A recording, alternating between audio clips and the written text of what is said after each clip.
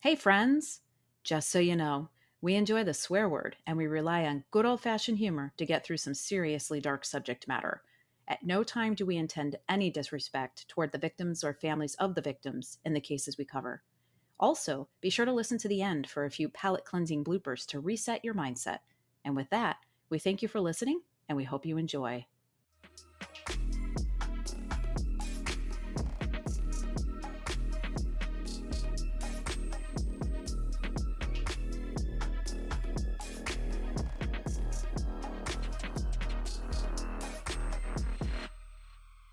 Hey friends, welcome to Crime Will Tell. I'm Jamie. And I'm Carrie. How you doing? I'm doing good. Busy. Yeah, How are you doing? doing all Anything right. new? Mm, Yeah? I don't know. Made a Costco run. We got married on Tuesday. Yeah, you You- did. Yeah, You're fucking I married. know. We wanted to get the legal stuff locked in place. I won't get political, but needed to do that. But we're Yeah. having a ceremony in the summer, and you're officiating, I sure am. so that's even more exciting. Yeah. Do I Eek. have to run it by you first or do you want to be surprised? I don't know. The look on your face was like, I know who you are, and you should absolutely run it by me first because my family's gonna be there. I'm gonna need some clearance. Yeah, because I'm the type of friend you never want to take a phone call with me on speaker. You just don't. Yeah, I'm not worried I'll run about it by that. you. You don't need to filter yourself. I just need to make Mm. sure I understand the content. Like, if you have jokes and shit, I want to be able to be like, ah, yes. What you sipping on over there? On Jameson Black Barrel. Ooh, Mm-hmm. It's yummo. very smooth. I was like, I'm in the mood for something smooth and full tonight. Okay. And also, rumor on the street is that this episode is mighty difficult. So, This is a tough one. Yeah. yeah. I have Elijah Craig's small batch. And so I just brought the whole fucking bottle in because I'm going to need it. This case breaks my heart. All the cases are tough, but I have absolutely zero tolerance for racism or bullying or really bigotry of any kind.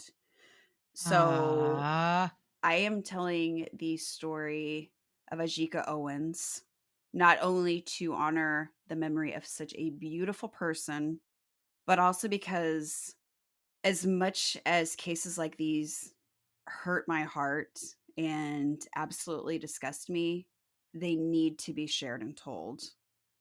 Society, especially here in the US, likes to sweep these types of tragedies under the rug and just kind of pretend that hateful shit isn't still happening all around us. And I really believe that if we keep pretending like these horrible things aren't happening, that nothing will ever change. So I really want to do my part to kind of, share these stories like these and hopefully be a little piece of that change. And I really urge everyone listening to please do the same. preach. So cheers, my Yes. friend. Cheers. Clink. Clink. Mm. This case takes us just back a teensy bit to June 2nd of 2023 Okay. in Ocala, Florida. Good old Florida. I've been there. Which is a city with around 65,000 people. So it's a fairly good sized place. And it's in central Florida, just about 80 miles northwest of Orlando. Mm-hmm. So Ajike Chantrell Owens, who went by AJ, so that's how I will refer to her throughout the rest of the episode, was born on January 13th of 1988.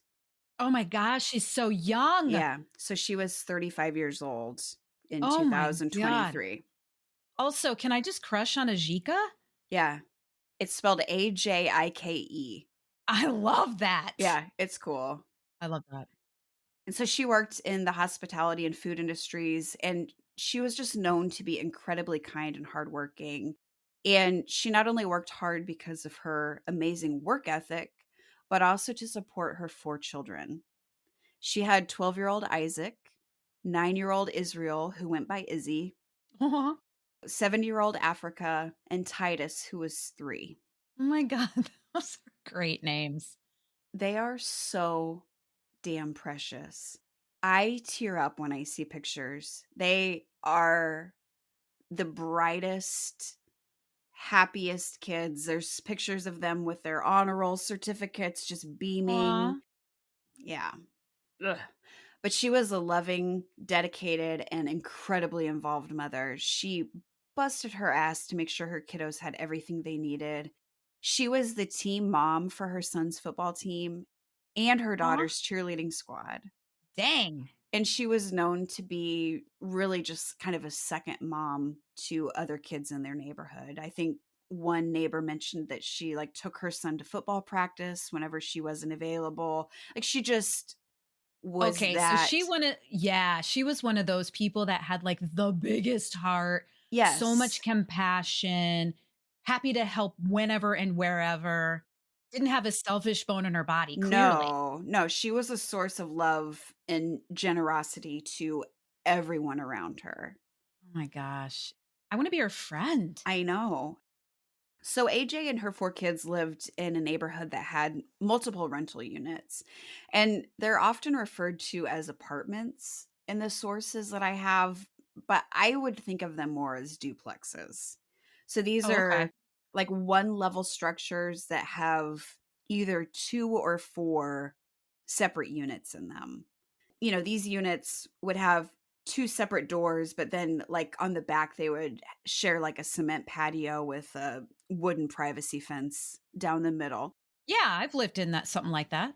So they refer to them a lot as apartments, but when I was looking into it, I'm like, I would say more Mm, of a duplex situation. But yeah. so a 58-year-old woman named Susan Lorincz lived across the street from AJ. She was single, she was unemployed, and she lived with her 2 cats, and she Oh, was boy. a bit of a grumpy bitch. So next to Susan's unit was an open field, which was sometimes referred to as the big yard, which is where the neighborhood kids would often play. It was just kind of a Hell big open yeah. lot. They'd play football, they'd play tag, whatever. It was just a And it's cool safe, space it's for them. right there. Yeah. Yeah. And so it was smaller than a football field, but it was just a huge grassy area in the middle of these units where the kids would congregate. And so it was well known by neighbors that Susan had serious issues with the kids playing near her apartment and making too much noise. She had even posted a no trespassing sign near her house in an area that was not part of her property. And she made multiple calls to 911 to complain about the neighborhood kids trespassing on her property, which it absolutely wasn't. She rented like the majority of the people in this neighborhood. She had no authority over this area of land at all. Huh. It wasn't even owned by her landlord. Like, so how she thought she had any sort of claim over it is beyond me. Was she trying to say that, like, if the kids were over there playing football and the football accidentally got into her yard and they would go retrieve it, that's trespassing and she was Yes. pissed about that? Yeah. I have lived next to a neighbor like that, and let me tell you, the negative energy is palpable with people like that. Yeah. You're feeling it. She was the only problem in the neighborhood. I mean, this space was truly just thought of as a common area, and the only person who had issue with anyone using it was Susan. Mm. So if you don't love the sound of kids playing, then go live in a retirement community instead of a neighborhood full of children. I think it's fantastic that all of those kids loved being outside playing together instead of sitting inside watching TV or playing video games. Like it it Agreed. reminds me of when I was constantly playing outside with kids in my neighborhood growing up. It was awesome, and so many kids now don't experience that. Yeah. I wish more neighborhoods were like this one. So the kids, they weren't damaging any of Susan's property or doing anything to provoke her. They were simply playing in a field with their friends near her apartment. This is where I will also mention that the majority of the residents in this neighborhood were black, including AJ, and Okay. Susan was white. Like I said at the beginning Oh. of the episode, as much as most of us would like to live in a world where racism no longer exists. It does. And unfortunately, it's a key aspect in this case. I already hate this so much. Yes. So I mentioned that Susan was a serial 911 caller. And one of those calls she made to 911 involved an incident with AJ in February of 2022. According to police reports, AJ had gone over to Susan's house to confront her about an argument that she had had with her children. So Susan had a confrontation with AJ's children. She went to speak with her. When responding officers interviewed both of the women, Susan claimed that AJ picked up the no trespassing sign that she had put in her, quote unquote yard and threw it at her, striking her in the leg. However, AJ stated that she did pick up the sign and throw it, but she had just thrown it down on the ground. Like, you have no authority over this space, and just was frustrated, threw it down. Okay. So she made another report to police around that same time, accusing AJ of going through her mailbox. So it really just seemed like she was a big old instigator, and then tried to always paint herself as the victim. She was known as a neighborhood Karen for good reason. It sounds like she was also a goddamn liar. Yeah. Oh, yes. Just wait. Oh, funsies. Yeah.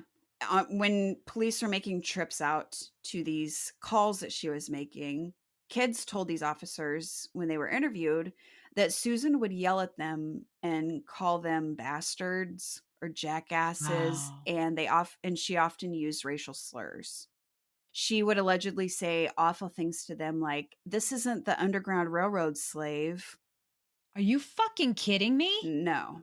This is where I start. That's vile. Yeah. Or, "Get away from my house, you black slave." Two children. And they weren't bothering her. It's not like they were running circles around her house. No. I mean, there was like this grassy area, and then there was like an area set up with a basketball hoop. She just did not like them being out anywhere near her house, whether it was the street, it was the field, whatever. Like, there were people that said she would get in her car and just sound the alarm until the kids would disperse. She would like blare music, just anything to just taunt them. Okay, so she was an angry, angry woman. Exactly. There are videos from police body cameras where you can just tell that they are getting sick of Susan's shit and tired of her accusations against children.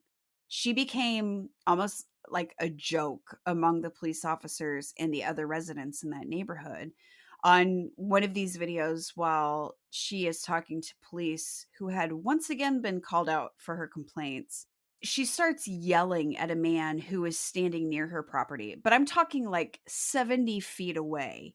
He had just kind of come over to talk to the officers and was just kind of standing off to the side. She starts yelling at him.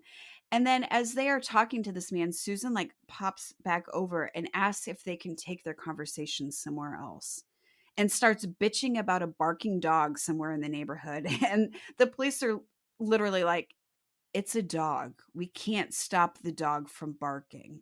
Like, she just was fucking crazy. Wow. Okay. On these videos, the officers are kind to everyone. They're kind to Susan, they're kind to AJ, they're kind to the kids that they're interviewing. But the visits all pretty much end with, "Look, Susan, the kids have every right to be, playing in that area. So shut your dumb mouth. And kids, keep playing because you're kids and that's what you fucking do. But don't do anything to provoke her, and maybe be a little bit quieter or move farther away from her unit if she gets pissy." 10-4. Like, what the fuck are they supposed to do? And on one of these videos, an officer can even be heard saying to his partner that he should bring noise poppers for the kids to shoot off on New Year's Eve just to taunt her. Because, I mean, they're like, "This bitch is crazy," like, whatever. So it's pretty clear that even the police knew that she was overreacting and was out of line. And with all of the calls made and visits from police, nothing like ever warranted any legal action. It was just a waste of time. Yeah. So the picture's painted, right? Susan's a fucking basket case. Are you getting that? Like, Oh, you're I'm with feeling it? you. Oh, yeah. So on June 2nd of 2023, some of AJ's kids were playing a game in the field with several of the other kids in the neighborhood. So there was just a huge group. They were just having a blast. It was summertime. They were loving it. So, according to the arrest affidavit, Susan had a headache and the kids were just being way too loud outside. So, get an Excedrin and a sound machine, Susan, and fuck off. Noise canceling headphones. Yeah, there are noises that are unavoidable from the outside. Dick. Yeah. So she came outside and she began yelling at the kids. And she was even recording them, like taking videos on her cell phone and flipping them off. Like you in the video, you can see that she's like flipping them, but recording them, I guess hoping that they're going to do something that she could use against them. But she's the one that came out of her house and approached them. So, yeah, so she instigated. Yeah. So I really don't know why she thought her childish behavior was going to help the situation, but what the fuck She's an ever. embarrassment because that is a super piss poor example Yes, of exactly. adult behavior to children. Yeah.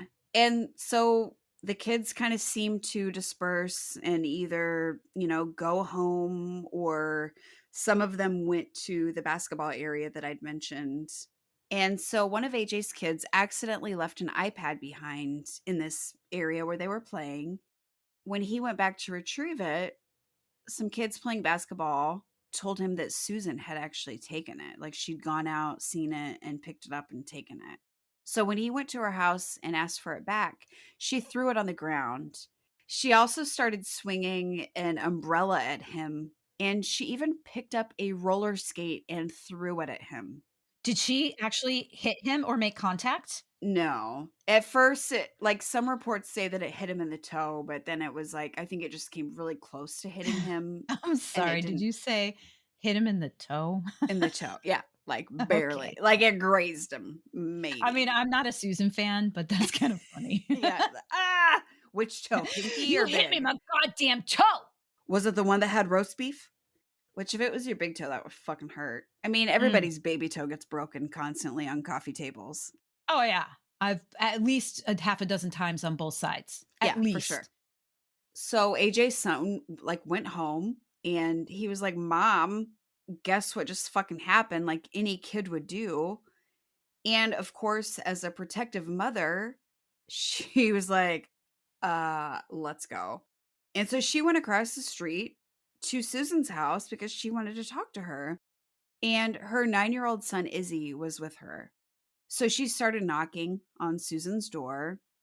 While all this is going on, after Susan had argued with the children playing, she had once again made a call to 911 to report them trespassing on her property and said that they had even threatened to beat her up, which I highly fucking doubt. No, they didn't. And so this call came in around 8:54 p.m. and she was on the phone with them until 8:59. So it was a 5-minute call. Okay. Sheriff's deputies were dispatched to her house. I truly feel like at this point 911 operators might as well have just answered the phone. 911, what now, Susan? Because like she was calling so fucking much. I'm surprised they were continuing to dispatch, honestly. But they are public servants. You You never never know know. if Yep, yep. something's escalating. At no point in that 5-minute conversation with the 911 operator was there any mention of someone knocking on her front door. Okay, so this is important. So just 2 minutes later, as deputies were already en route to Susan's house, several other calls started coming in to 911 requesting help.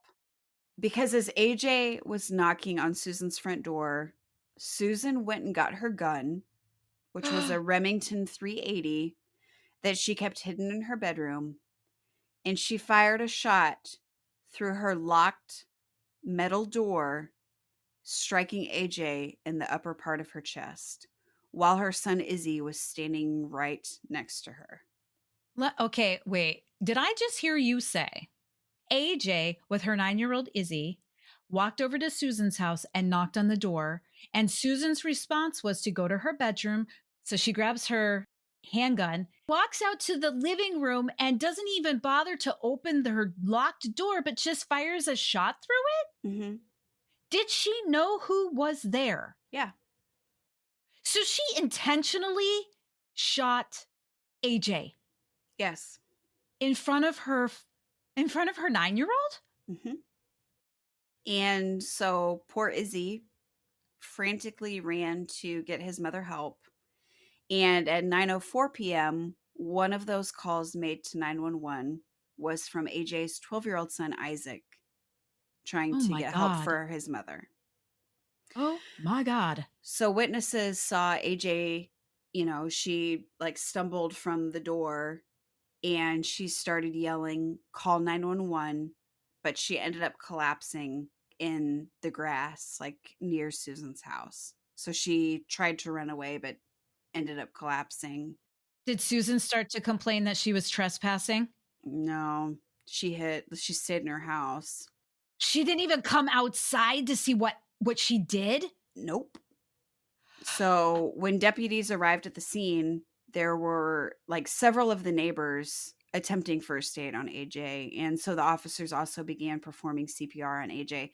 There's videos of all this, there's body cam footage. It's blurred out, but you can tell the officers Oh are my just god, like seriously? frantically trying CPR.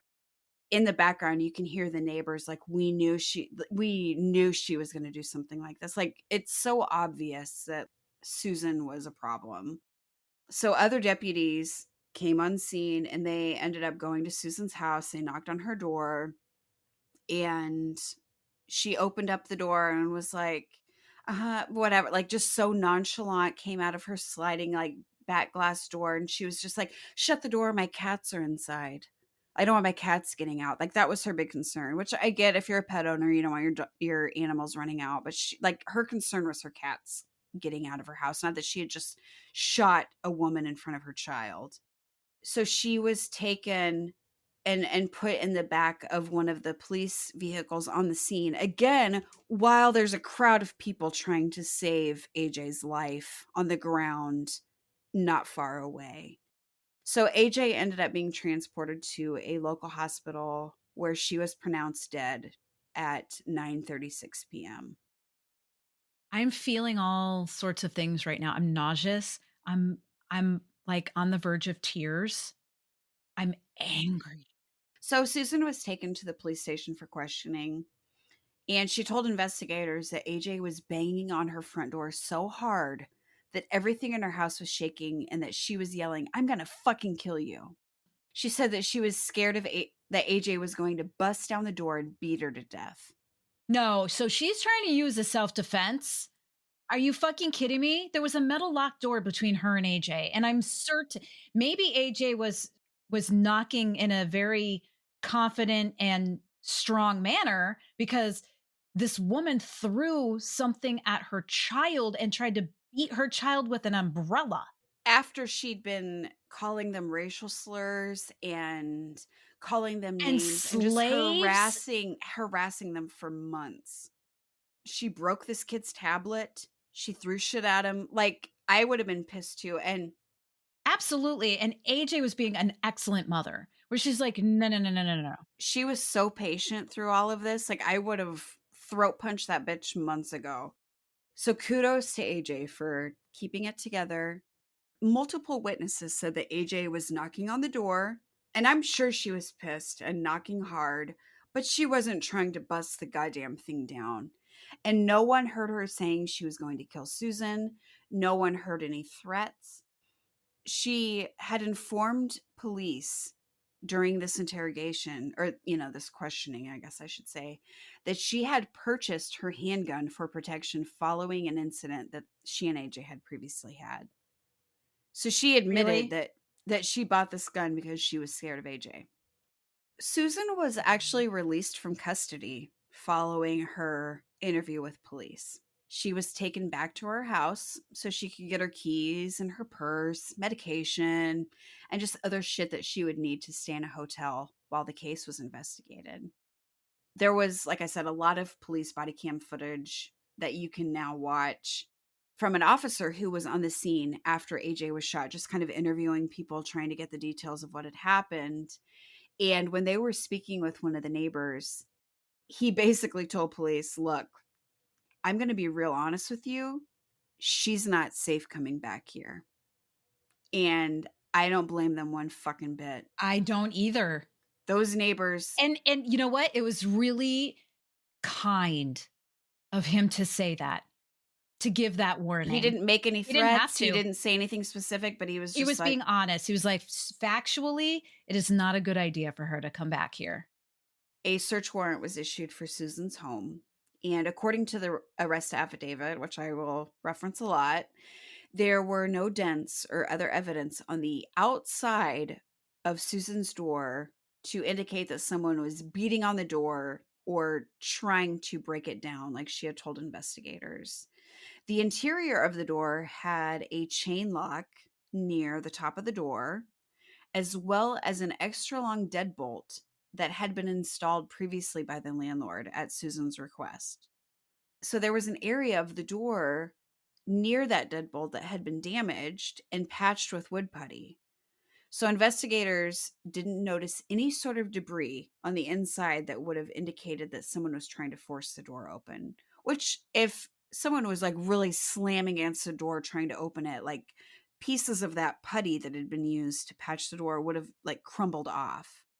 So there was the chain lock, a deadbolt, and I think the door, like the handle had a lock on it too. So there were 3 fucking locks on that door. Nobody was getting through there. Yeah, it would take a lot for someone to break in. They also found 2 handguns, a 22 caliber and the 380 that was used to kill AJ. Inside the house was also an umbrella and multiple Blink security cameras that were set up inside of her house facing out of windows to, I Okay. guess, try and catch kids. Upon review of these cameras, they were set to night mode, which is supposed to motion activate in the darkness using infrared light. But because of how they were set up inside and like through the window, the light couldn't penetrate through the windows as well. So they didn't always trigger like they should have, if that makes sense. It does make sense. But I don't think that she installed any of that shit because she was quote unquote scared. I think she was trying to catch someone. Yeah, exactly. She was trying to make it someone else's fault. Yes. And but there weren't any videos available after 8:40 p.m. just before the shooting occurred. Well, isn't that interesting? So these videos could all be accessed on Susan's phone, but she said she didn't delete any of them. But I want to note that she sat alone in the back of that police vehicle after the shooting for almost 2 hours. Yeah, she was deleting everything. And at one point, she was in handcuffs. Officers gave her the courtesy of moving her cuffs to the front, and she was left alone with her cell phone for 2 hours, where she could have easily Absolutely. deleted videos. It's not coincidental. And when they searched her iPhone, they said they didn't find any evidence that she deleted those videos, but whatever. Yeah, but they're just searching it. If they had given it to a software forensics analysis, they would have been able to see that. Yeah. And so they did, however, find videos and photos of the kids playing near her house the night of the shooting. It was like she was just trying to. She was trying to provoke so that she could do something and call it self-defense. So Yvonne Costa, who lived in the unit next to Susan, again, they would have kind of shared that patio space, Mhm. told police that AJ had always been incredibly kind to her and that she could often hear Susan yelling at the neighborhood kids who were playing in the field outside of their building. And she said she didn't understand her getting so upset over, quote, kids being kids.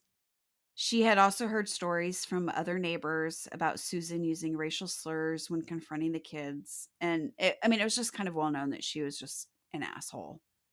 Susan Lorincz was brought in for more interviews with investigators on June 6th of 2023. So this would have been 4 days after the shooting. During this interview, She admitted to the officers to using racial slurs and other derogatory names when confronting the kids and to swinging her umbrella at them. Like originally she'd said she had taken it out because she thought it was raining. Whatever. Whatever. She just is such a fucking twat. She also stated that while there had been several unfriendly interactions between them, that AJ had never made any threats of violence toward her. So she's admitting that she and AJ had kind of gotten into it after she confronted her kids. Of course, she's going to have a reaction to that, but she had never like made any sort of threats toward her. Oh, and she's admitting this. Yeah. And she also told officers that AJ was beating on her door for several minutes.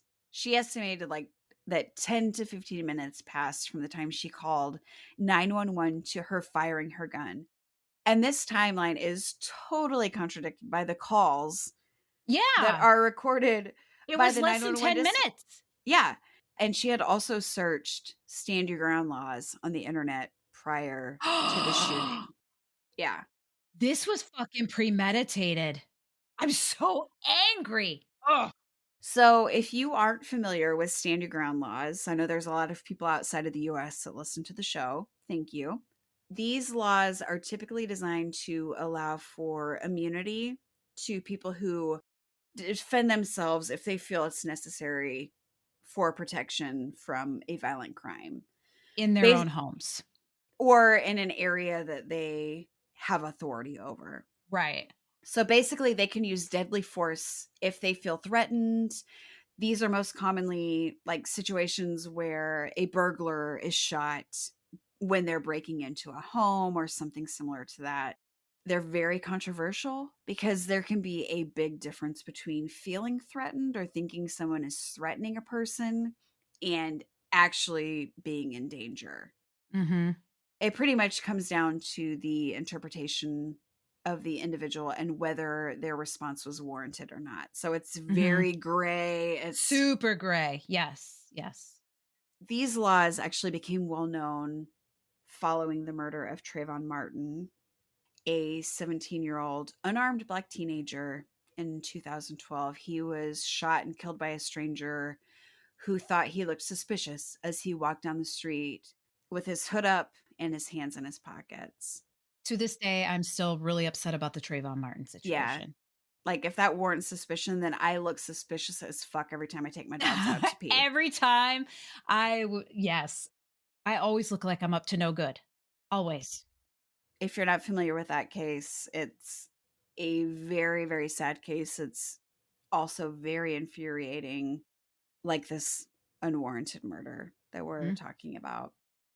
So, at the end of the interview, officers told Susan that she was being placed under arrest and would be transported to jail. And she just straight up refused to cooperate. You can't that's not a thing. You can't Yeah. do that. She just kept saying no and would not stand up when they asked her to. Wait, so is she at the police station at this point? Yes. It was like an interrogation. It was a couple hours long. Like, and you can see this video on YouTube, but she's sitting there and then she's just, they leave her alone and she's like crinkling a water bottle.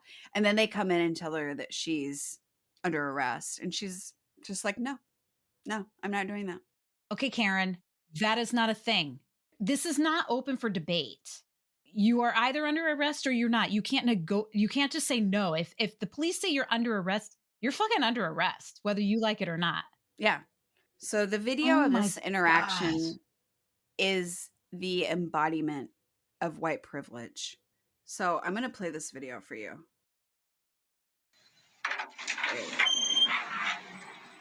All right, Susan. All right, we're going to have you go with this deputy here. No, I'm sorry? No. No what? I can't. What's wrong? What's going on? I just can't. I'm sorry, I can't do this. Well, I mean, unfortunately, we're to that point where that's what's going to happen. Obviously, this isn't a conviction. This is you being charged, and then you're going to have your day in court to present your side of the story. Okay, so you're going to go with this deputy. No, I'm not. You're going to be booked in No, I'm not. and fingerprinted. No. They're going to take your pictures. and then you will have an arraignment in the morning. I'm not going. I'm sorry. There's a phone down there. You'll be able to call whoever you need to call, and right there in booking. I'm not going. But Susan, we are going.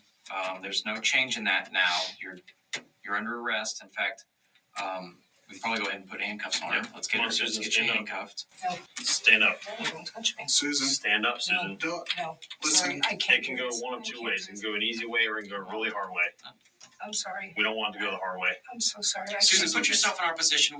There's no choice in this. You're going over there. I'm sorry. I can't do this. Susan, you understand that from the point of the story that you've given us, that by refusing and resisting, that it's making you look bad, okay? And I understand your reluctance to want to go. Good. I just can't do Okay, this. well, they have medical staff over there that can assist There's a you. nurse right in the front. They can, No. you give them the I prescription can't do medications that you're taking, all that. They will assist you in making sure that you get the care you need. No, But I can't we're do going this. over there, okay? You're I going to go can't. over there and, I just can't do this. okay, well, Come on, Susan, stand up. if We don't we have have, time to Seriously, debate. I can't do this. okay, but do you understand that you're under arrest and you're I going to be understand taken to under the jail arrest. one way or another, okay? I don't care. Susan? I just can't do this. I'm sorry. I don't. What you're saying and doing right now is not reasonable. I know it's not There's been reasonable, but I people- just can't do this. So when you say it's not reasonable, that doesn't make sense to me. I understand. I just can't do this. I'm sorry. Okay. Then this is why we're in this position here, Susan, is because the decisions you make are not reasonable. You make just like what I'm we're sorry. experiencing right now. I'm sorry. I just can't do this. I can't do this. I've had people sit in this chair that have done things and they get up, they walk out on their own accord. They've done some really bad things. Okay, you're not the only person, but I need you to. just feel horrible. I can't do this. Okay, well, we're gonna go to the jail. There's no changing this. There's no stopping it. I don't care. Kill me. We're not gonna kill anybody. We're going to take you to the jail. We'd rather you walk on your own. We'd rather you just walk down there. It'd be so much better for everybody if we could just walk down Can there. you just stand up for me? No. So what do you plan on sitting here the rest of the night? I don't know what I'm going to do. I'm probably going to die of a heart attack. Well, like I said, they have medical staff over there. We want to be able to get you over there. The quicker we get you over there, the quicker someone over there that's in medical can see you. No, I just can't do Susan, this is what's going to happen. We're going to put you in handcuffs, and if we have to forcefully bring you out there, that's what we have to do because we're obligated I really don't want to take you to the jail now, okay? Thank you for I'm standing up. sorry. I understand that. So, put your hands behind your back for me.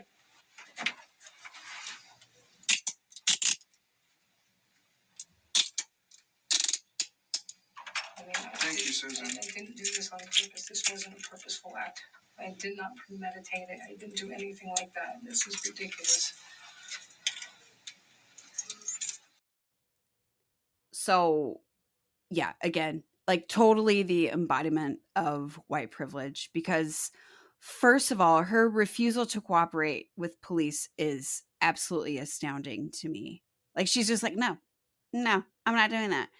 And it's obvious that she like just thought that she could kill another human being because she was standing her ground and wouldn't be punished. Like, I really think that she thought that they were just going to come in and like send her home.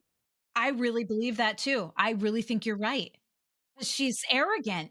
Yeah. And secondly, like the police are talking to her like she's a fucking child as she refuses to cooperate with them. Like, Because she's acting like a child. yeah, one of the deputies is like, fucking, you can tell he's like, get up. Stand up. Susan, stand up.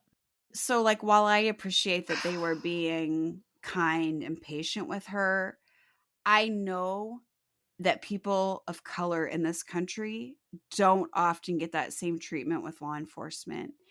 And if Susan wasn't white, there would have probably been more officers called into that room and she would have been forced into handcuffs. The first no would have been. They would have been physically forceful with her. Yeah. Yep, you're absolutely right. You're absolutely right. I'm not suggesting that those specific cops would have been. What I'm suggesting is precedence has been set over and over and over and over again that white privilege is a thing and it's Exactly. fucked up and it shouldn't be a thing. It should not be a thing. And if white people like you and me don't fucking own it, nothing is ever going to change. And if we don't stand up to the fact that it's wrong, it's fucking wrong, nothing's going to change. Just because something doesn't impact you doesn't mean it isn't happening, and it doesn't mean that it isn't fucked up and it isn't wrong and it's not impacting other people. It creates unbelievable trauma. I was born a white cisgender female. And I didn't ask for that. It's not my fault, but I sure as fuck have a responsibility to not use that for evil but for good. I Yeah. it the fact that that's the way it is really fucked up. Yeah. That there is this thing called white privilege. It's there. Whether white people want to believe it or not, it's fucking there. It's a thing. It's palpable to all the people that aren't white. And it's fucked up and it makes me so angry. Yeah. It should not be a thing. Every single human on this planet should be treated equal. Period. Susan was charged with 1 count of manslaughter with a firearm, culpable negligence, battery, and 2 counts of assault. And of course, she pled not guilty to the charges. A lot of people were pissed that Susan wasn't charged with second-degree murder. I agree. I think she should have been charged with second-degree murder. Without a doubt, she should have been. And it's been a huge source of contention in this case. The state attorney's office received tons of calls and even some death threats. However, on June 26th of 2023, the state attorney, William Gladstone, announced that they had insufficient evidence to be able to move forward with the murder charge. He also stated that 1 count of culpable negligence, 1 count of assault, and 1 count of battery that had been originally filed would be dropped. So Susan was only actually being charged with 1 count of manslaughter and 1 count of assault. She faced up to 30 years in prison. I'm sorry. Okay. She had a metal door that had 3 substantial locks on it, and they were locked at the time. And she fucking fired her gun intentionally through the door and killed AJ. Did they give a reasoning as to why they dropped those charges? I mean, they just chalked it up to insufficient evidence. And I have a feeling, I'm not sure, but I have a feeling that I think they were scared that if they moved forward with the murder charge, that they would risk her being acquitted. I think that's actually the legitimate thought. Because if this were reversed and Susan was black and AJ was white, Susan would have gone down for first-degree murder. Mark my fucking words. So this is not fair. This is not equal. But I do understand, because it's not fair and equal, I understand the thought of, well, God, if we do this, knowing that it's not fair and equal, and there's this race situation here. Yeah. Does she get off? And the fact that the perpetrator was white, yes. And the stand your ground laws are scary. Like, some people would have thought, hey, if somebody's beating on my door, I'm going to fucking shoot them. And they think that that is cause enough. I am not happy about this. During a press conference following Susan's arrest, Sheriff Billy Woods was asked if Florida's stand your ground law would apply to this case, to which he stated, the situation is a prime example of when it is not justified. It was simply a killing. On June 9th, 2023, so 3 days after Susan was arrested, a bond hearing was held for her. After Susan's lawyer and the judge compromised on the amount, bond was set for like around $150,000. She was also ordered to wear an ankle monitor. She would have to surrender her passport and couldn't leave the state of Florida. She also couldn't have possession of any weapons and couldn't have any contact with AJ's family. She wasn't able to post the bail, so her ass stayed behind bars, which is great.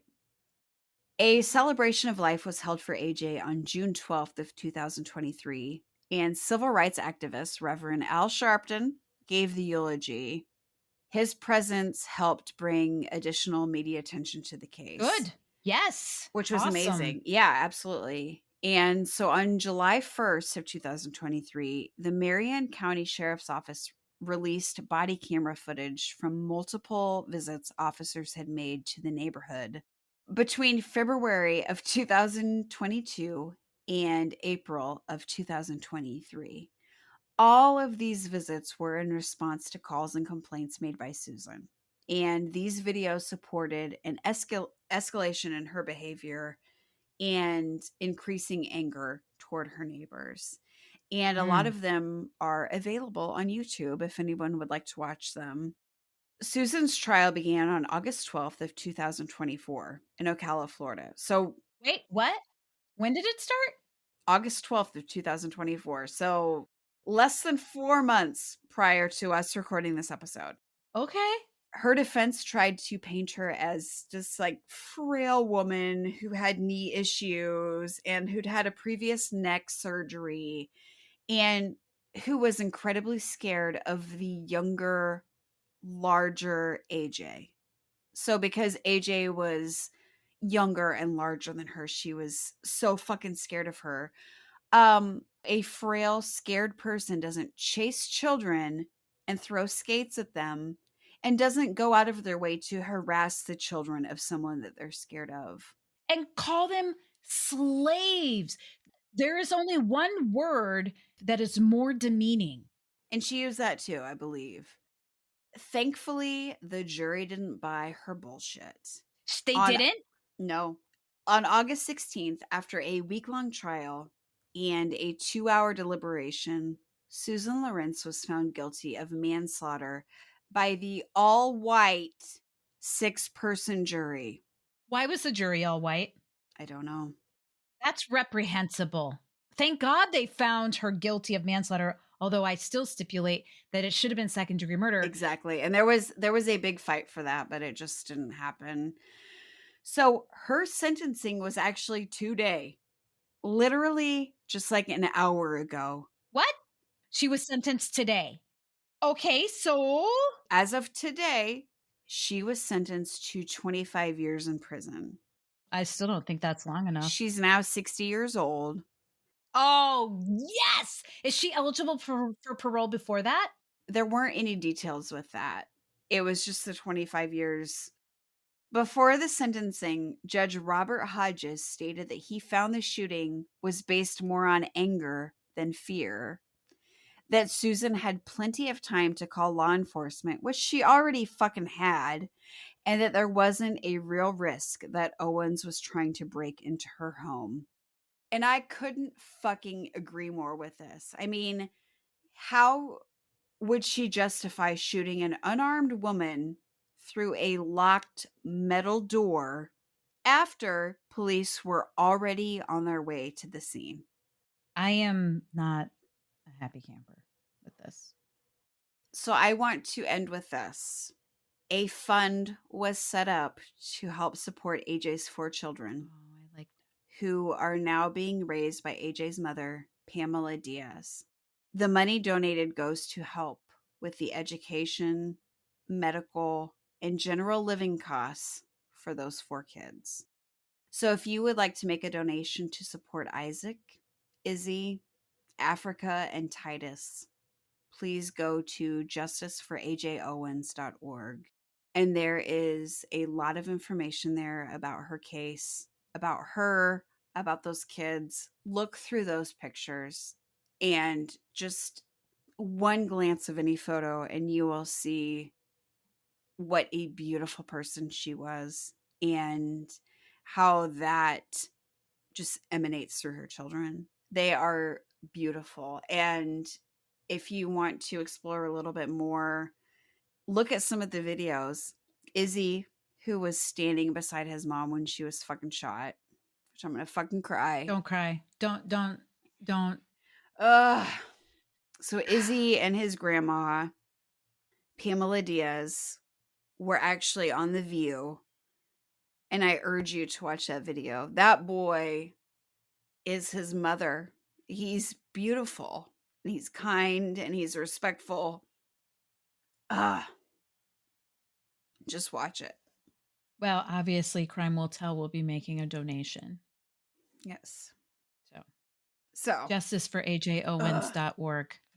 Those 4 beautiful children, they'll never, ever, ever have their mom again. They won't be able to hug her, have her comfort them after a nightmare, walk them through a difficult situation, anything. But I can guarantee that their grandmother and all of the other mothers and grandmas that will be have stepped in to help raise them will never let them forget the type of person that their mother was.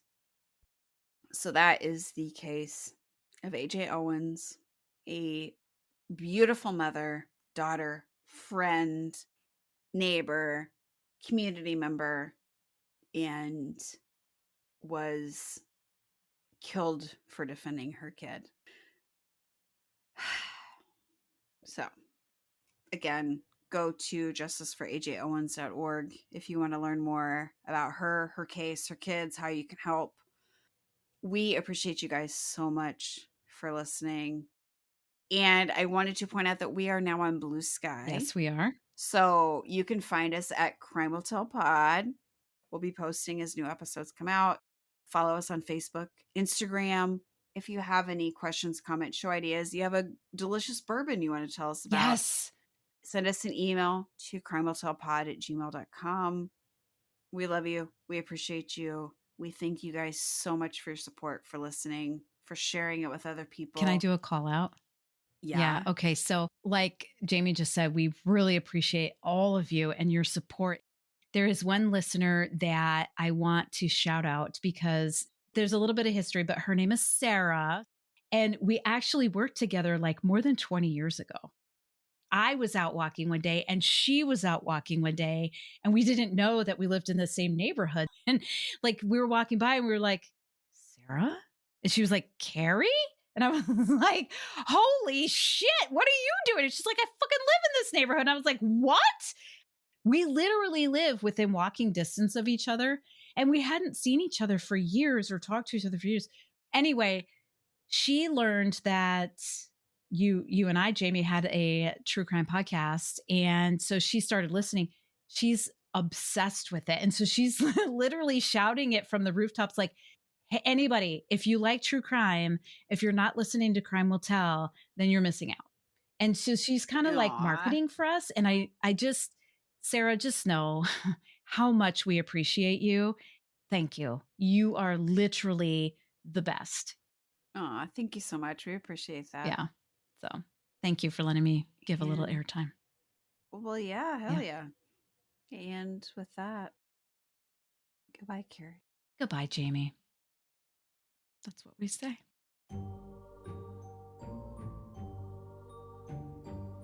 What was I doing? Fuck it right up. Hold your tits. What was the? Little tiny murder burgers. She'd be pissed off with the woodpeckers. Oh my god, I love Cheetos.